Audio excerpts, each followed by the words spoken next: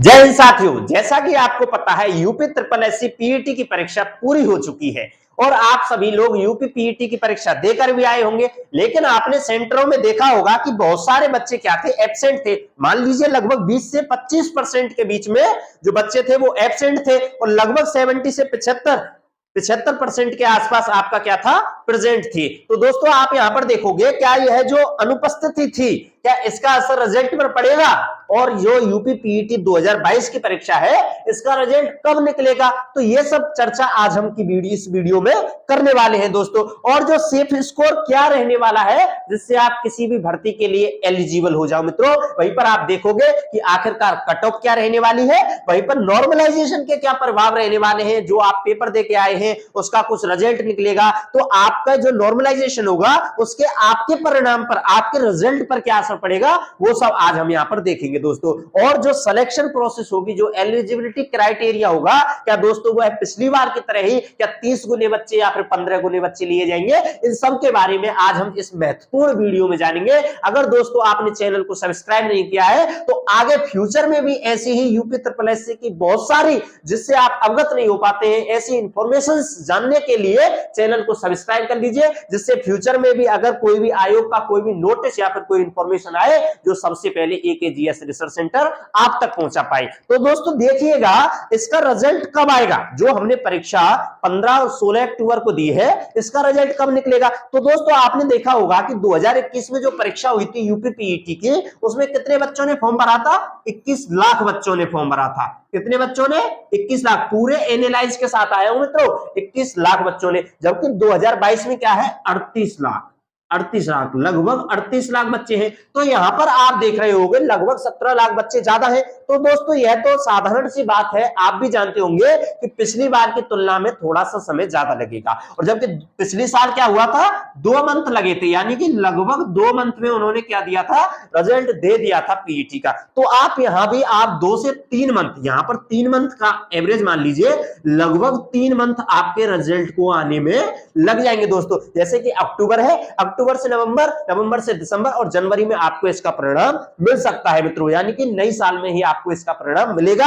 आप नई साल पीईटी के रिजल्ट के साथ मनाओगे मित्रों, यह आप देख लेना। वहीं पर आप देखोगे दोस्तों कि जो सेफ स्कोर है आखिरकार वह क्या रहने वाला है मित्रों। तो अब सेफ स्कोर के बारे में बात करेंगे मित्रों कि आखिरकार जो हम परीक्षा देकर आए हैं उसका सेफ स्कोर क्या रहने वाला है। तो दोस्तों आपको पता होगा सेफ स्कोर क्या है, एक एलिजिबिलिटी क्राइटेरिया है कि इतने स्कोर से ऊपर आप एक भर्ती के लिए एलिजिबिलिटी हो जाएगी। तो दोस्तों सेफ स्कोर क्या है, वो से बताते हैं कि नॉर्मलाइजेशन का असर। तो नॉर्मलाइजेशन का जो असर होगा मैं आगे बता दूंगा। तो दोस्तों आप देखिएगा जो सेफ स्कोर है वो आपने पिछली बार जैसे कि लेखपाल के लिए वो अलग अलग भर्तियों के लिए अलग अलग स्कोर की अलग अलग परसेंटाइल की डिमांड होती है। तो दोस्तों आप यहां पर देखना, फिर भी आप अगर प्रत्येक भर्ती के लिए एलिजिबल होना चाहते हो तो दोस्तों आप देखिएगा पिछली बार लगभग 67 नंबर पर लगभग 62 लेखपाल के लिए था। ये आपके जो पुरुष थे, पुरुष वर्ग के लिए, महिला के लिए 64 था। तो 62 पुरुष वर्ग के लिए था लेखपाल के लिए। लेकिन आज बच्चे ज्यादा हैं, अब की बार बच्चों ने फॉर्म ज्यादा भरे, 38 लाख 17 लाख बच्चे ज्यादा है। तो और यहां पर भर्तियां पिछली बार की तुलना में भी थोड़ी सी कम दिखाई दे रही है। तो दोस्तों जैसे कि लेखपाल की कम है ना, और भर्तियां ज्यादा निकल सकती हैं जो दूसरी पोस्ट है उन पर, ठीक है ना। तो उन पोस्टों के अकॉर्डिंग जितनी ज्यादा पोस्ट उनके हिसाब से जो स्कोर है आपका वो थोड़ा सा कम चले जाएगा। लेकिन फिर भी सब पोस्टों पर आप एलिजिबल हो जाओ, उसके लिए जो आपका स्कोर रहने वाला है मित्रों, मैं एवरेज बता रहा हूं। अगर पिछली बार आपका 65 एवरेज था तो दोस्तों आप देख लेना अब के 5 से 8 नंबर ज्यादा रहेगा, यानी कि 70 से आप यहां पर 73 के बीच में अपना सेफेस्ट स्कोर मानेंगे।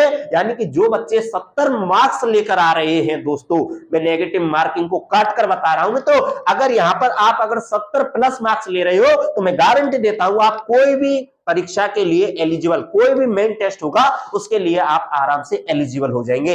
लेकिन दोस्तों जो 70 से नीचे हैं उनके लिए मैं थोड़ा सा निराश हूं, दुख प्रकट करता हूं, क्योंकि कुछ भर्तियां ऐसी होंगी जिनमें कम पोस्ट होंगी और जिनके कैंडिडेट हैं वो बहुत ज्यादा फॉर्म भरने वाले होंगे, जैसे कि लेखपाल जैसी भर्ती होती है। तो दोस्तों उसमें उनको थोड़ा सा निराश होना पड़ेगा। लेकिन जिनमें पोस्ट अधिक होंगी और फॉर्म कम भरे जाएंगे तो उनमें आपका जो सेफ स्कोर है वो आपका एलिजिबिलिटी क्राइटेरिया के अकॉर्डिंग थोड़ा सा नीचे आ जाएगा, यानी कि 65 के आसपास पहुंच जाएगा। ठीक है ना दोस्तों, यह मैंने आपकी जो सेफ स्कोर है ये सबके लिए बता दिया है। आप अगर ओबीसी या फिर एससी एसटी वाले हैं तो 1-2 नंबर नीचे कर लेना दोस्तों, यह आपको समझ आ गया होगा। वहीं पर आप देखोगे कि कट ऑफ क्या कम रहेगी या फिर अधिक। तो दोस्तों आपने देखा होगा कि जो परीक्षा है, जो यूपी पीईटी 2022 की जो परीक्षा है वो इतनी कठिन तो आई नहीं है, क्योंकि देखो कुछ साधारण तो कहीं पर कुछ कठिन क्वेश्चन तो आते हैं। अगर सभी साधारण सिंपल से क्वेश्चन दे दिए जाए तो उस परीक्षा का मतलब ही क्या है, ये आप आसानी से जानते हो मित्रों। तो कुछ क्वेश्चन कठिन रखे जाते हैं जानबूझकर। तो दोस्तों आप यहां पर देखोगे कि पेपर इतना भी कठिन नहीं था कि आप नहीं कर पाए। बच्चों ने 80 प्लस मार्क्स भी बहुत बच्चों को आए हैं। आप देखोगे कि 80 प्लस मार्क्स बहुत, मेरे कमेंट बॉक्स में पढ़ा तो 80-80 की लाइन लगी हुई थी, तो 80 प्लस भी काफी बच्चे हैं। लेकिन ऐसा नहीं कि सभी 80 प्लस है, अगर 80 प्लस है तो 80 के नीचे भी बहुत ज्यादा है। ठीक है ना दोस्तों, तो आपकी जो कट ऑफ है वो आपकी 80 से तो नीचे ही रहेगी। अगर आपका सेफ स्कोर 70 और 73 है दोस्तों, तो इसकी कट ऑफ आप मान लेना यही इसकी कट ऑफ होगी, क्योंकि कट ऑफ से ऊपर आप सेफ हो, वरना कट ऑफ से नीचे तो फिर पेपर देने का फायदा ही क्या हुआ मित्रों। तो आपका जो आपकी कट ऑफ है वो दोस्तों आपकी 70 के आसपास ही जाएगी, यानी कि 70 से या तो 1 नंबर आगे या 1-2 नंबर पीछे। और जो एससी एसटी वाले हैं दोस्तों, ओबीसी वाले हैं, वो अपने 1-1 नंबर घटा लेना। ओबीसी वाले आप यहां पर 69 कर लेना, वहीं पर जो अगर आप एससी एसटी वाले हैं तो यहां पर 68 या फिर 67 कर लेना, क्योंकि 1-2 नंबर हाईएस्ट 1-2 नंबर का अंतर पड़ता है। क्योंकि आज के युग में चाहे एसटी चाहे ओबीसी कंपटीशन हर वर्ग में है और हर बच्चा मेहनत कर रहा है मित्रों। वहीं पर आप देखोगे क्या नॉर्मलाइजेशन का क्या कोई प्रभाव होगा।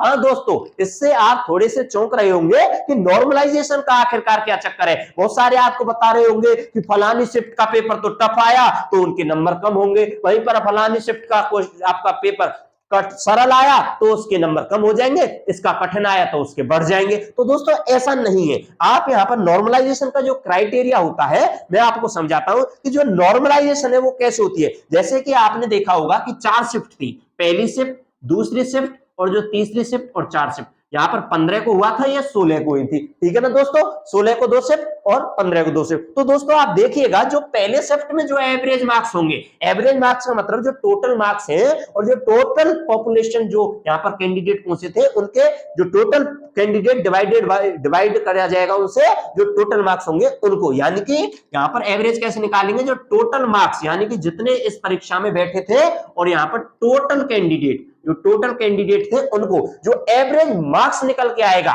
यहां पर कोई एवरेज मार्क्स निकल के आया, यहां पर कोई एवरेज, यहां पर कोई एवरेज, यहां पर कोई एवरेज, ऐसे एवरेज मार्क्स निकल के आएंगे। तो दोस्तों जिसका सबसे कम एवरेज मार्क्स होगा उसको तो होगा प्रॉफिट, क्योंकि उसका पेपर टफ माना जाएगा, क्योंकि एवरेज मार्क्स कम आ रहा है दोस्तों। ठीक है ना, आप ऐसे साधारण वे में कैसे कह सकते हो कि फलाने का पेपर कठिन था या सरल था। आपको कैसे पता, अगर मुझ पे पेपर आता है तो मेरे लिए वह सरल, अगर वही क्वेश्चन अगर मुझ पे नहीं आता तो दोस्तों वही एक क्षण में मेरे लिए कठिन बन जाता है। तो दोस्तों सरल और कठिन हम नहीं बता सकते, वो एवरेज मार्क्स बताएंगे कि आखिरकार सरल था या कठिन। जिसके एवरेज मार्क्स जिस शिफ्ट के कम आ रहे होंगे उनके 1 या 2 नंबर आपके नॉर्मलाइजेशन में बढ़ सकते हैं। वहीं पर जिसके एवरेज मार्क्स सबसे ज्यादा होगा मित्रों उसके 1 या 2 मार्क्स कम हो सकते हैं। यानी कि मैं मान लूं अगर इसका एवरेज मार्क्स सबसे कम है, यानी कि अगर मैं मान लूं इसका एवरेज मार्क्स 60 है मित्रों, ठीक है ना, तो और इसका जो फोर्थ शिफ्ट था इसका एवरेज मार्क्स आ रहा है 80, तो दोस्तों आप यहां पर देखिएगा, और यहां पर इसका 70 मान लीजिए, इसका 75 मान लीजिए, तो दोस्तों आप यहां पर देखोगे कि इसका जो सबसे कम एवरेज मार्क्स आ रहा है और इसका जो एवरेज मार्क्स आ रहा है, इन दोनों को क्या किया जाएगा, थोड़ा सा नॉर्मलाइज किया जाएगा। तो नॉर्मलाइज करने के बाद जो ये 60 है इनको यहां तक 63 या 64 कर दिया जाएगा।